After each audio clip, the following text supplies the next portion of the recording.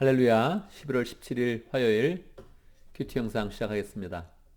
오늘 말씀은 역대하 14장 1절에서 15절입니다. 역대하 14장 1절 한번 볼까요?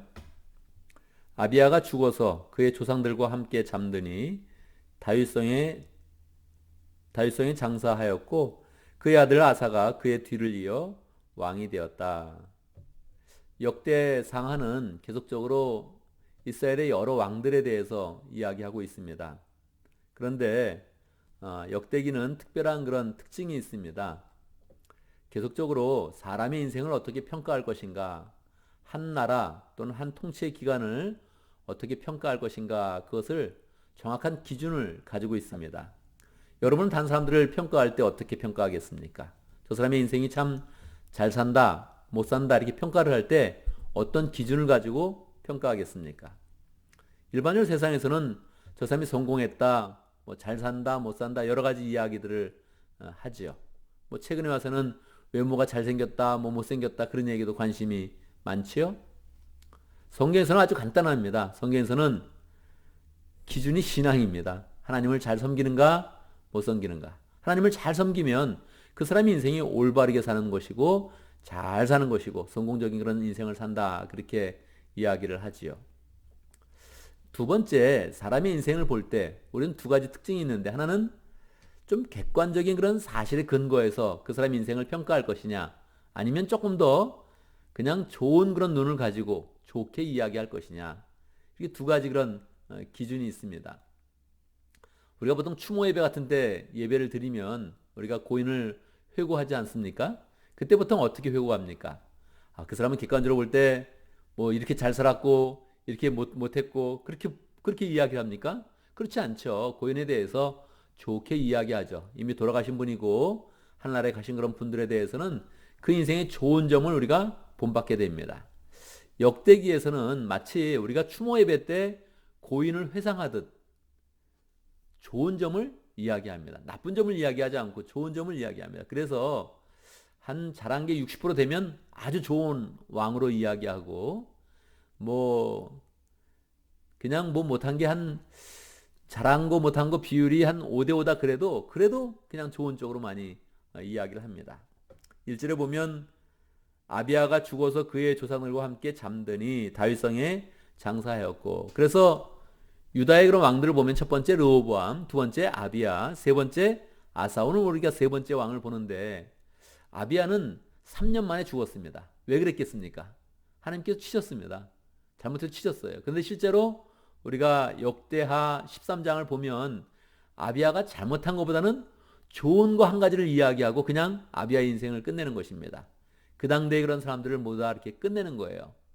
사실 분명히 객관적으로 보면 잘못했는데 그냥 좋은 거 한 가지를 잘 이야기하고 그 시대를 그냥 마감하는 것입니다. 그리고 새롭게 아사의 그런 시대로 돌아왔습니다.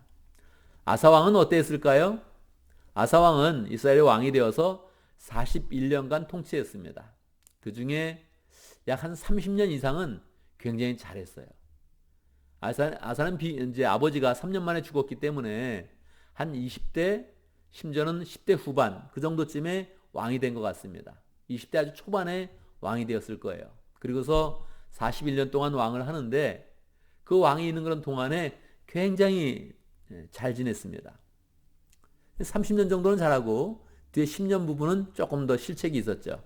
성경은 조금 더 잘한 것에 포커스를 맞춰서 아사의 그런 시대를 약 3장에 걸쳐서 기록을 하고 있습니다. 아사가 다스린 지 3년 동안은 나라가 조용하였다. 어렸을 때 왕이 되었고 하나님을 간절히 의지하는 그런 그 마음을 가졌습니다. 2절, 아사는 그의 하나님이 보시기에 좋은 일, 올바른 일을 하였다. 일단 좋게 평가를 하고 또 신앙이 좋으면 그의 인생을 모두 다 좋게 보는 것이 역대기의 그런 특징입니다. 이 역대기의 그런 특징을 보면서 하나님께서 우리에게 이렇게 봐주실 것이다. 우리 예수님이 우리의 인생을 평가하실 때 이렇게 봐주실 것이다 하는 그런 소망을 갖게 되죠. 너무 우리의 인생을 그냥 객관적으로 보게 되면 우리는 사실 흠이 많은 인생입니다. 객관적으로 너무 아주 그냥 이렇게 딱 우리 인생을 평가를 한다면 우리 인생의 그런 점수는 그렇게 좋게 나올 리가 없습니다. 그런데 하나님께서 좋게 보시면 그냥 역대기는 기록처럼 좋게 우리의 인생을 평가하실 수 있는 것이죠. 아사가 잘한 일은 무엇일까요? 14장 3절 이방 제단과 산당을 없애고 석상을 깨뜨리고 아세라 목상을 부수었다. 4절이요. 그는 또 유대 백성에게 명령을 주어서 주 조상들의 하나님의 뜻을 찾고 하나님의 율법과 명령을 실천하게 하였으며 14장 5절에도 보면 이제 우상을 버린 것이 나옵니다. 결과적으로 그의 통치 아래 나라는 조용하였다. 더 좋게 말하면 평안하였다. 하나님의 은혜가 가득하였다. 그렇게 이야기하는 것이죠. 여러분, 우리가 역대기를 보면서 우리의 마음 가운데 딱 다짐을 해야 됩니다. 우리의 인생은 신앙이 좋으면 평강할 것이다. 여러분 어떻게 생각합니까? 그렇습니까? 이거를 우리의 그 마음 가운데 자꾸 살면서 경험을 하면서 확증을 해야 되는 것입니다. 우리의 인생이 뭐 복잡한 것 같은데 신앙이 좋으면 평안한 거예요. 하나님이 우리 속에 평강을 주시는 거예요. 사람들이 뭐 때문에 사는 것이 힘듭니까? 첫 번째는 가정이 평안하지 못해서 그렇습니다. 부부싸움 많이 하고요. 그리고 자녀 관계도 시끄럽고요. 이게 자녀가 또 말을 안 듣고요. 뭐 직장도 뭐 어떨 때는 안 되는 때가 있고요. 근데 이게 그냥 풀려가면 얼마나 평안합니까? 우리 교회 그런 가정들이 많이 평안한 편인데 얼마나 감사한지. 부부싸움 안 하는 사람도 많이 있죠. 대부분 많이 하는데 우리 교회 교인들이 안 하는 것 같아요. 그래야 되죠. 우리 교회 자녀들도 잘 커서 감사하고요. 자녀들이 잘 크고 신앙으로 크고 그러면 이게 마음이 평안한 거죠. 직장도 뭐 사업을 크게 할 수도 있지만 그냥 뭐 먹고 살면 되는 거 아니에요. 그냥 우리가 그냥 사는데 큰 문제 없으면 정말 우리가 큰 그런 감사를 가지고 하나님께 영광 돌리면서 열심히 주일하면서 살 수 있지요. 우리의 인생이 주 안에서 평안하게 되는 길, 그 길을 우리가 이 역대기를 계속 보면서 굳게 붙잡아야 됩니다. 한동안 평안하다가 이제 이 이스라엘 가운데 어려움이 생깁니다. 남유다 왕국에 어려움이 생깁니다. 아사 왕은 평안할 때 성읍도 준비하고 군사력도 준비하고 잘 무장하는 그런 기간들을 가졌죠. 6절, 7절에는 성읍을 준비하고 8절에는 군사를 잘 준비해 두었습니다. 그런데 14장 9절에 보면 에디오피아 사람 세라가 유다를 치려고 100만 대군의 병거 300대를 이끌고 쳐들어와서 마레사에 이르렀다. 이 100만 대군이라 그러는데 사실은 정말 100만 될까? 그런 마음이 좀 마음속에 듭니다. 성경을 부인하는 게 아니고요. 이 역대기는 조금 더 과장이 있어요. 기록 자체가 과장이 좀 있어요.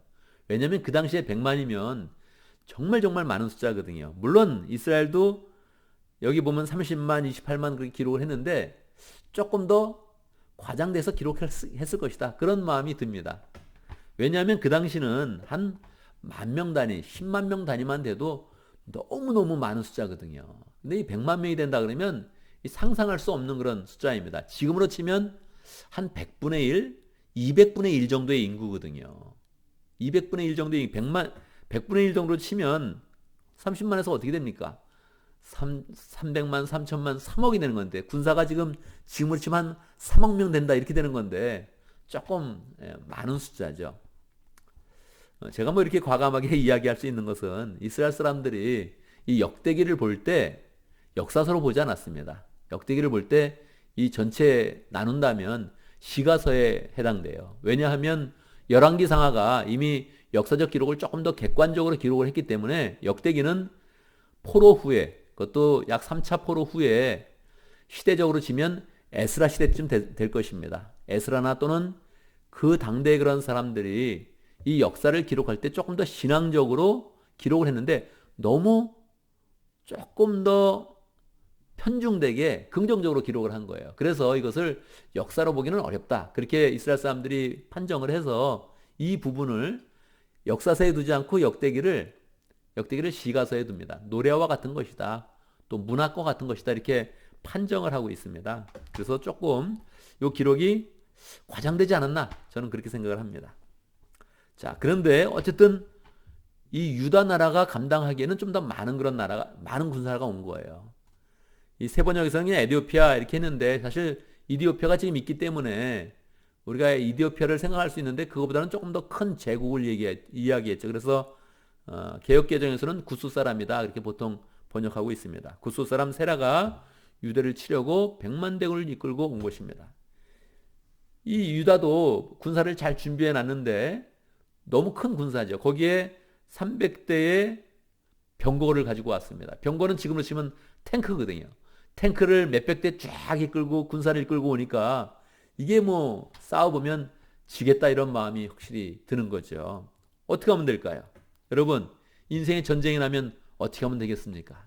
그냥 뭐 단순한 공식 같은데 이 아사왕은 어떻게 했어요? 기도한 겁니다.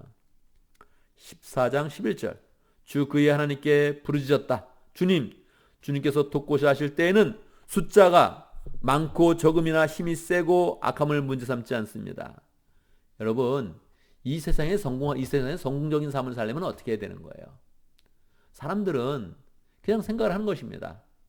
돈이 많아야 된다, 백이 있어야 된다, 권세가 있어야 된다 그렇게 생각하는 거예요. 간단하게. 그런데 여러분 이런 문장을 우리는 가슴에 잘 새겨야 됩니다. 주님께서 돕고자 하실 때는 숫자가 많고 적음이나 힘이 세고 약함을 문제 삼지 않습니다. 우리가 주님을 의지하고 주님의 이름으로 이 무리를 물리치러 왔으니 주 우리 하나님 우리를 도와주십시오. 이건 사업을 할 때도 마찬가지고 인생의 어려움을 겪을 때도 마찬가지입니다. 주님이 우리를 도와주신다면 저쪽 편에서 얼마나 세고 강한지, 저쪽 편에서 얼마나 돈이 많고 권세가 강한지 전혀 문제가 되지 않습니다. 우리가 주님을 의지하면 주님께서는 능히 이 모든 문제를 물리치려는 힘이 있으니 우리를 도와주십시오. 그렇게 부르짖는 거예요. 부르짖는 거예요. 이 구약 성경에는 기도하다는 그런 용어보다 부르짖는다는 그런 표현이 훨씬 더 많습니다. 기도는 그냥 가만히 기도하는 게 아니에요. 어려운 문제를 닥치고서 주님 도와주십시오. 어떻게 합니까? 도와주십시오. 그렇게 하는 게 아닙니다. 눈 감고 그냥 주님 그렇게 끝내는 게 아니에요. 부르짖을 때는 부르짖는 거예요. 구약 성경 전체에 봐도 기도했다는 그런 내용이 별로 안 나와요. 부르짖었다는 그런 내용이 훨씬 더 많이 나옵니다. 부르짖는 걸 하나님이 좋아하세요. 바로 12절에서 이어집니다. 주님께서 이디오피아 군을 아사와 유다군 앞에서 치시니 이디오피아 군이 도망쳤다. 이렇게 될 수가 없는 거예요. 그쪽은 탱크가 있죠. 300대나 있죠. 100만 대군이죠. 어떻게 되겠어요? 전혀 밀리지 않죠. 주님께서 치시니, 주님께서 도와주시니 그들이 패망하고 도망가고 이스라엘은 전리품을 얻어서 기분 좋게 예루살렘으로 돌아오면서 14장을 마치고 있습니다. 여러분, 이 역대기는 우리의 인생에 사는 법을 가르쳐주고 있습니다. 무엇으로 살 것이냐? 간단하게 신앙으로 살겠습니다. 위기를 맞이하면 부르짖는 기도를 하겠습니다. 그래서 이겨내겠습니다. 그러는 거예요. 계속적으로 한 시대를 평가하면서 신앙이 얼마나 좋았는지 나빴는지 얼마나 그가 부르짖었는지 그것에 기준을 두어서 평가하면서 하나님께 은혜 받는 그런 삶을 우리에게 보여주고 있습니다. 우리는 오늘 말씀을 통해서 우리가 또 기도 제목을 붙잡습니다. 우리의 인생도 신앙으로 평강하게 만드는 인생 될 수 있도록 위기가 있으면 반드시 부르짖는 사람 되어서 하나님의 특별한 은총을 입는 가운데 하나님의 특별한 도우심을 입는 가운데 위기를 이겨내는 그런 사람 될 수 있도록 기도합니다. 오늘도 목장을 위해서 기도하겠습니다. 오늘 실크로드 목장을 위해서 기도하겠습니다. 김주희 목자님, 주유미 목녀님 이제 또 분가를 하고 새롭게 또 개척하는 마음으로 목장을 세워가고 있습니다. 하나님께서 또 목장을 새롭게 개척하는 마음으로 세우실 때 은혜를 주시고 또 힘을 주시고 능력을 주시도록 기도하고 실크로드 목장에서 사역하시는 정 선생님 위해서 기도하겠습니다. 우리 교회를 위해서 기도하는데 여러분 교회를 위해서 기도할 때 목장마다 세례자를 잘 만들 수 있도록 기도하겠습니다. 이 세례자를 만드는 거 쉽기도 하고 어려운 거 아닙니까? 한 번 안 되면 사실은 몇 년이 가도 우리가 세례자를 못 세울 때가 있습니다. 우리가 몇 달 동안 세례자를 세우기 어려웠다. 1년 동안 세례자를 세우기 어려웠다. 괜찮지요. 그러나 몇 년 동안 우리는 세례자를 세우기 너무 어려웠다. 평생 동안 어려웠다. 그렇게 말할 수는 없는 거 아닙니까? 그래서 우리 그런 삶 가운데 세례자를 잘 세울 수 있도록 목장마다 세례자를 1년에 한 명 잘 세워갈 수 있도록 함께 기도하면 좋겠습니다. 제가 먼저 기도하고 함께 기도하는 시간 갖도록 하겠습니다. 기도합니다. 살아계신 하나님을 찬양합니다. 우리 인생 가운데 어려운 점도 많고 힘든 점도 많은데 우리가 하나님을 굳게 믿고 하나님을 의지하면 언제든지 우리에게 평강을 주시는 하나님을 찬양합니다. 우리의 그런 삶 속에 위기를 만나도 부르짖는 기도를 하면 그 위기를 담대하게 이겨내게 하시고 도리어 하나님의 은혜 가운데 전리품을 얻게 하시니 하나님 아버지 우리 그런 삶 가운데 어떤 일을 만나도 부르짖는 기도 가운데서 승리하는 인생 될 수 있도록 역사하여 주옵소서. 오늘도 목장을 위해서 기도합니다. 하나님 우리가 목장을 통해서 가족 그 이상의 가족을 잘 만들어갈 수 있도록 인도하여 주옵소서. 특별히 실크로드 목장 김지희 목자님, 주임미 목녀님 분가를 하고 나서 새롭게 또 개척하는 마음으로 목장을 세워가고 있습니다. 힘주시고 능력 주시고 하나님 또 새롭게 개척에 그런 힘을 주셔서 많은 목원들을 만나는 그런 가운데 하나님의 사람으로 변화시키고 세우면서 목장을 더 풍성하게 세워갈 수 있도록 역사하여 주옵소서. 후원한 정성수님 실크로드 지역에서 실크로드 길에서 하나님의 그런 복음을 비단이 아니라 복음을 돌고 나가려고 하는데 하나님께서 그 발걸음에 함께 하시고 필요한 모든 것들을 또 공급하여 주시옵소서. 하나님의 교회를 위해서 기도합니다. 우리 교회가 열심으로 사역하면서 여러 가지 일들을 하지만 구체적으로 영혼 구원하여 세례자를 만들 수 있도록 역사하여 주옵소서. 하나님 아버지 올해 안에 또 목장마다 세례자를 만들 수 있도록 역사해 주시고 또 내년에 우리가 더 우리 그런 사역 가운데 열정으로 감당하면서 세례자를 잘 세워서 하나님께 영광 돌리며 우리 그런 삶의 열매를 구체적으로 가질 수 있도록 역사하여 주옵소서. 주의 은혜 가운데 11월 17일 화요일 새 하루를 맞이했습니다. 하나님 아버지 정말 새로운 하루인데 우리가 새로운 마음으로 신앙으로 굳게 서서 이 하루를 잘 살아갈 수 있도록 역사하시고 우리의 마음에 감사가 넘치게 하시고 좋은 일이 넘칠 수 있도록 역사하여 주옵소서. 시험 드는 일이 없게 하시고 악한 일도 일어나지 않도록 역사해 주시고 우리의 마음과 생각과 발걸음을 주님께서 늘 지켜 주시옵소서. 우리가 맡은 일들 저렇게 잘 감당할 수 있도록 축복하여 주옵소서.